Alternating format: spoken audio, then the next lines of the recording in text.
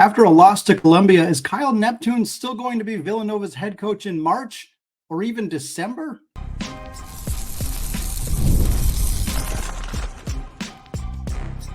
You are Locked On College Basketball, part of the Locked On Podcast Network. Your team every day. What is going on, y'all? Happy Thursday and welcome into the Locked On College Basketball Podcast, a daily national college hoop show, part of the Locked On Podcast Network, your team every day. I am your solo host for today, Andy Patton. You're joining at the place to get your college basketball content 5 days a week, Monday through Friday, 52 weeks out of the year. Today's episode of Locked On College Basketball is brought to you by FanDuel. Folks, you can start the season with a big return on FanDuel. New customers can place a $5 bet and get started with $150 in bonus bets if you win. Just visit FanDuel.com today to get started. Well, Ryan Kalkbrenner dropped 49 points on 20 of 22 shooting in an incredible start to his National Player of the Year campaign. Creighton barely escapes with a 99-86 win over UT Rio Grande Valley. It was closer than the score indicates, but still a win for the Blue Jays, a monster game for Ryan Kalkbrenner. Meanwhile, Mackenzie Mbako for Indiana had 31 in a breakout start to a sophomore breakout season for him and the Indiana Hoosiers. Also want to talk UConn and Rutgers. They each picked up wins. We're going to discuss those two games. We're also going to talk about some sophomores at new schools who are off to strong starts this season, and then close out the show with a week slate of games taking place on Thursday. We'll talk about the ones to keep an eye on. But first, woof. This was the big year for Kyle Neptune and Villanova. Year 3, first 2 years did not go very well. No NCAA tournament appearances for his first 2 years, replacing the legendary Jay Wright. This is the year where it needed to happen. And in an offseason where they missed out on some key players, Max Shulga committed and then decided not to go to Villanova after all. They came into the year a little tenuous. And in their first game of the season, they played Lafayette, who was 234th at Ken Pom. They won, but it was 75-63. Not exactly an inspiring first win for Villanova, but now the worst has happened. Villanova loses 90-80 to Columbia out of the Ivy League. Columbia was 217th at Ken Pom coming into the game. So Villanova has now gone 1-1 against two teams right in that 225 range at Ken Pom. This was ugly. You give up 90 points to a Columbia team that isn't expected to win. The Ivy League is kind of in the middle of the pack in a conference that is a one-bid conference pretty comfortably year in and year out. And it's really the issue that we kind of thought we were going to see with this Villanova team. Eric Dixon was great, but there was not enough help outside of him. Dixon went off 33 points for him in this one, 6 rebounds, 3 steals. He was 11 of 16 from the field, including 5 of 7 from 3.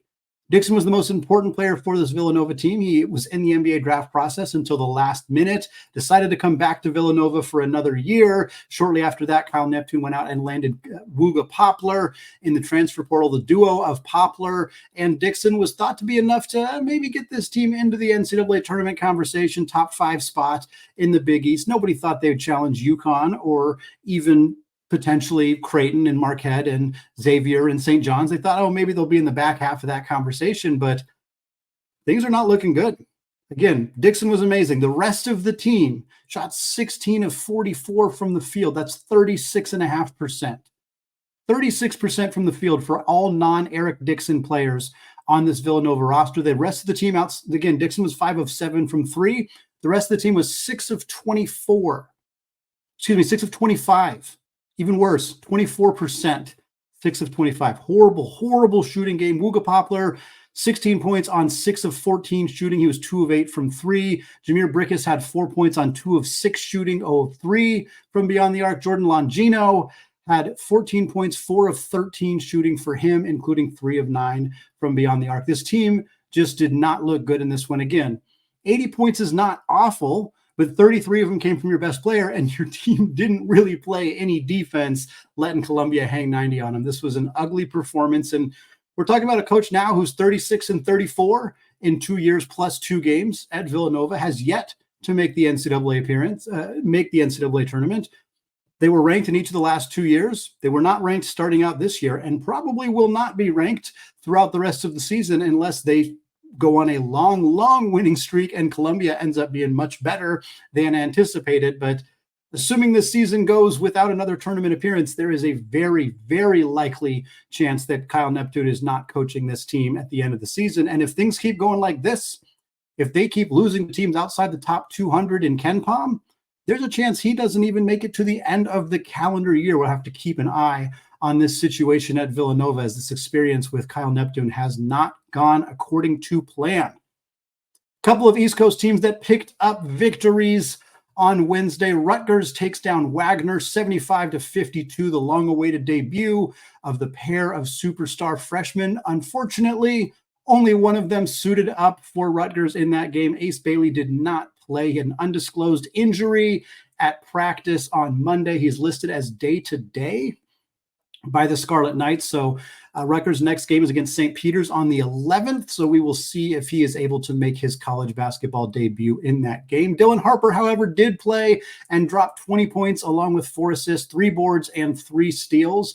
He was 9 of 14 from the field. He was 1 of 4 from 3, which is fine, but he was 1 of 6 from the free throw line, which that's a little alarming. I'm not overly concerned about one bad shooting game from the free throw line, but it stood out a little bit to see a line like that. But really the story with Rutgers is going to be these 2 freshmen all season long. And it kind of showed up in this game. Only one other starter for Rutgers was in double figures, and that was Jeremiah Williams, who had exactly 10 points.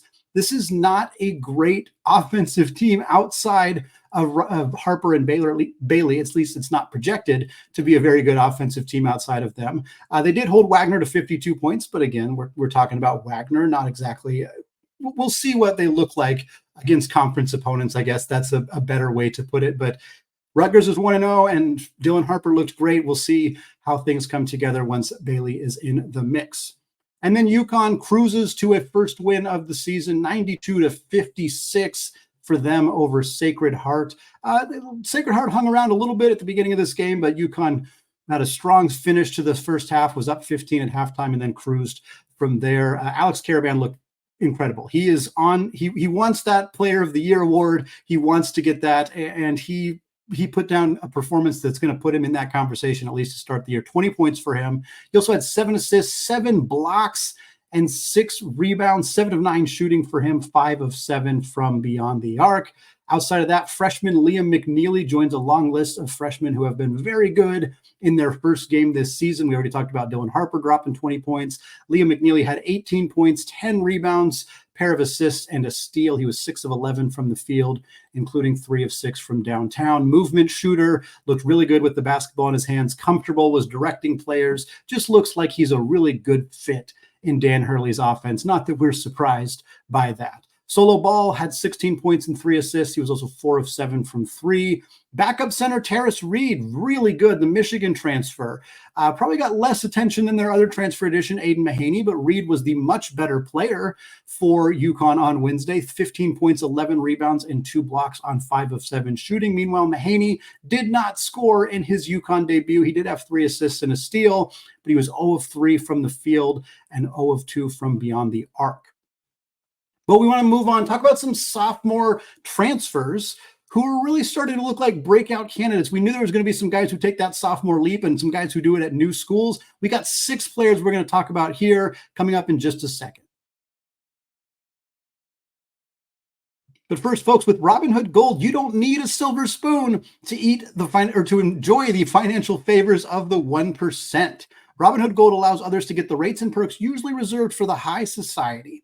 Now, the resourceful individual with Robinhood Gold can earn the very liberal rate of 4.5% APY on uninvested cash and be rewarded with a handsome 3% retirement boost on an IRA account. Robinhood Gold provides the privileges of a high net worth for any net worth. These generous benefits are now available for only $5 a month.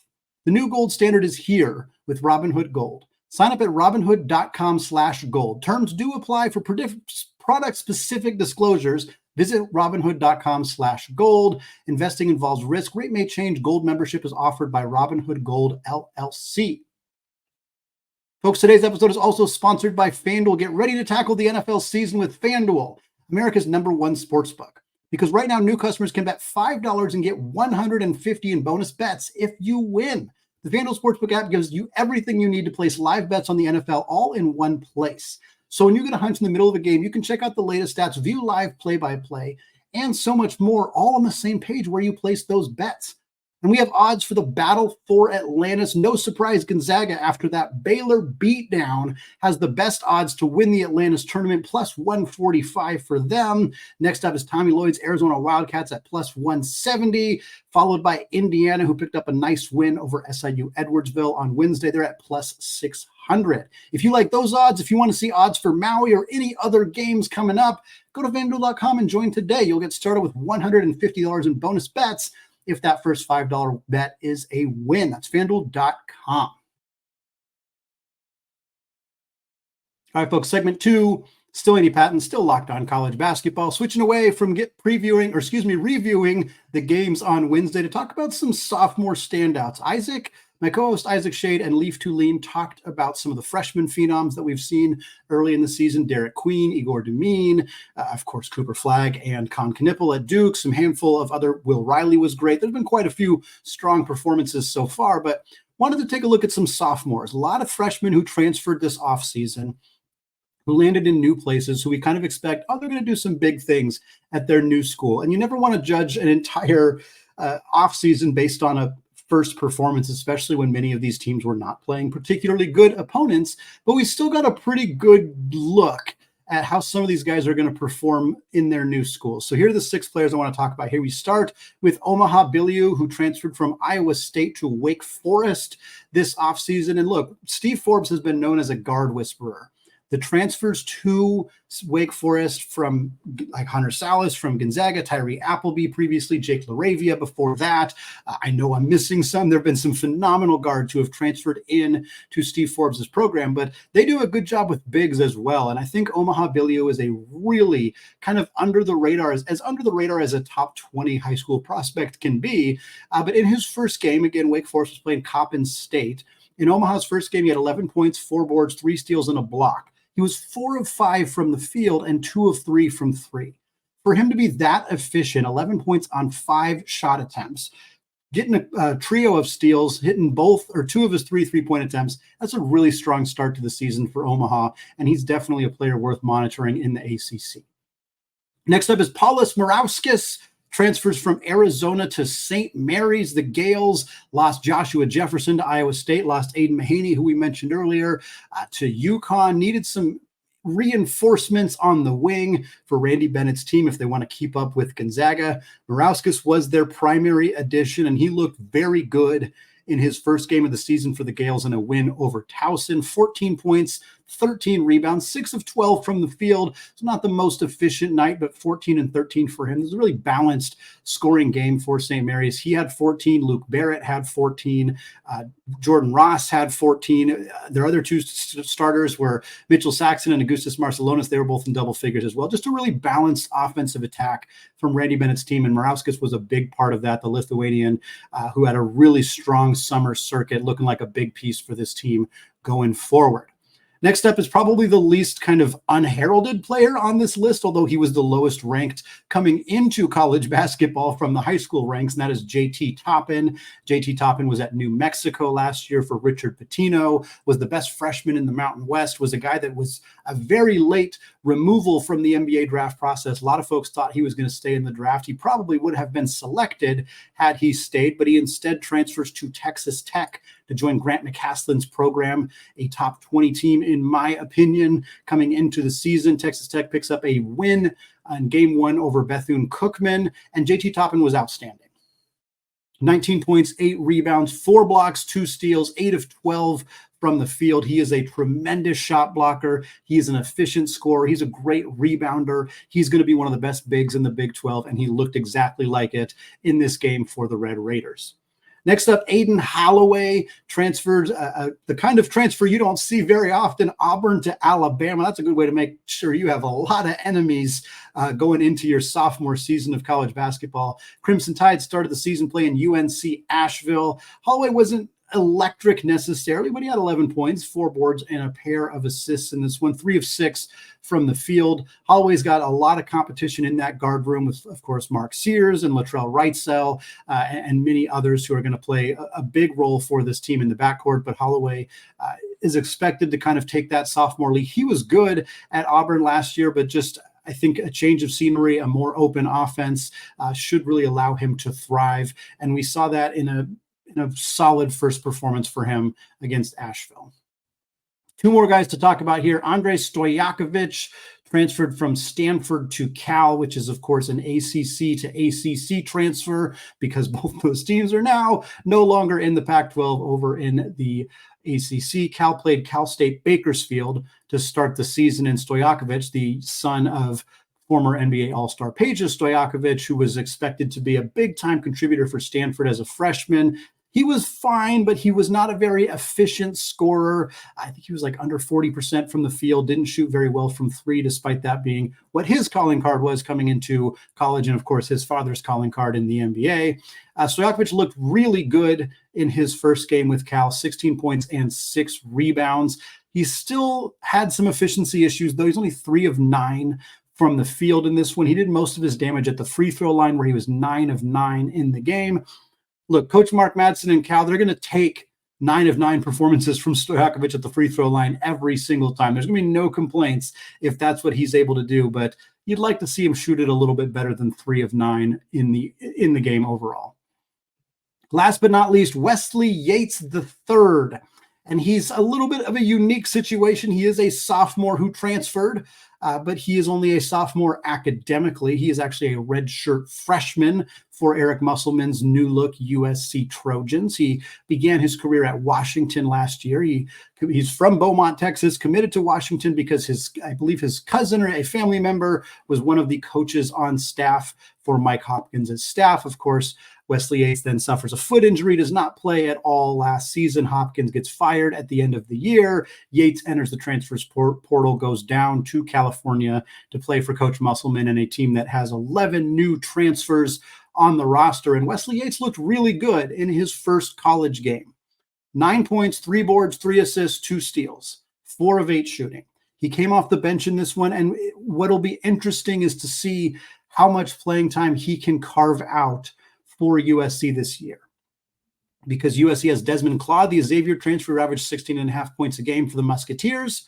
They also have Chibuzo Agbo, transfer from Boise State, who was about 14 points per game with the Broncos. They have Terrence Williams, the Michigan transfer. They have St. Thomas, the Northern Colorado transfer that's on many people's radar as a potential NBA draft prospect. They also have Matt Noling, a 6'5" guard who transferred in from Yale. They have Clark Slatchard, who's a Penn transfer. They have Bryce Pope, who's a UC San Diego transfer. All those guys are guards. Terrence Williams is probably more of a 4. St. Thomas is kind of a 3, but for the most part, those guys are all going to play in the backcourt. Yet Wesley Yates was one of the more productive offensive players for USC in his first game. So do not discount him whatsoever. Eric Musselman's got an embarrassment of riches on a team that does not have high expectations. For those of you who listened to our bold predictions episode, last week, I predicted USC is going to be much better than they are getting credit for. A win in week 1 against Chattanooga doesn't mean a whole lot. I'm not trying to toot my own horn yet. We're a long ways away from that prediction coming anywhere close to true. But if Wesley Yates is going to be a productive part of this roster, that only further solidifies the amount of talent that this team has. And if Eric Musselman can put all the pieces together, which, let's be honest, that is a big if, considering how the team fell apart at Arkansas last year with a lot of transfers. If Muss can find the right cocktail and get this thing going, I think this USC team is going to be a load in the Big Ten, and Wesley Yates could be a bigger part of that equation than many are giving credit for. All right, folks, we're going to close out the show. Thursday's slate of games features only one ranked team and only 4 matchups between 2 teams who are both in the KenPom top 200. Not a great slate of games, but we're going to talk about them anyway, coming up here in just a second. But first, fellas, sometimes intimate moments happen spontaneously, and you always want to be ready. Hims provides access to treatments that can help give you that boost of confidence so you'll be ready whenever the mood strikes. Hims is changing men's healthcare by providing you with access to affordable sexual health treatments from the comfort of your couch. The process is 100% online, so there's no need for uncomfortable doctor's visits. Plus, if it's prescribed, the medication ships directly to you in discreet packaging for free. Just answer a series of questions on their side, and a medical provider will determine the right treatment option for you. No insurance is needed, and one low price covers everything from treatments to ongoing care. With hundreds of thousands of trusted subscribers, Hims can help you find the ED option that works for you. So start your free online visit today at hims.com/lockedon. That's HIMS.com/lockedon for your personalized ED treatment options. hims.com/lockedon. The products mentioned are chewable compounded products which are not approved or verified for safety or effectiveness by the FDA. Prescriptions require an online consultation with the healthcare provider. Restrictions apply. See website for details and important safety information. Subscription required. Prices vary based on product and subscription plan. All right, folks, segment 3, closing out the show, previewing Thursday's slate of games. Again, not a single game today where both teams are in the top 150 at KenPom. Not a single game where both the teams are in the top half of KenPom ranked teams this season. Woof. Thursdays tend to be slower days. They're competing with Thursday night football. It's understandable. Most teams want to get their game done in the first 3 days of the season. Most teams don't want to play 2 games in a 4-day span. So you kind of get why there's not a huge slate of games here on Thursday. But for those of you hoping to sit down and watch some college basketball on a Thursday night, I'll give you a couple options, but they're pretty weak at this point. The only ranked team in action on Thursday is the Florida Gators, 21st in the AP poll. They are hosting Jacksonville at 8 p.m. Eastern time on ESPN+. FanDuel has Florida favored by 20.5 points. The Gators beat South Florida in their season opener 98-83. Walter Clayton had 29 points on 10 of 15 shooting. Will Richard had 25 points on 10 of 17 shooting.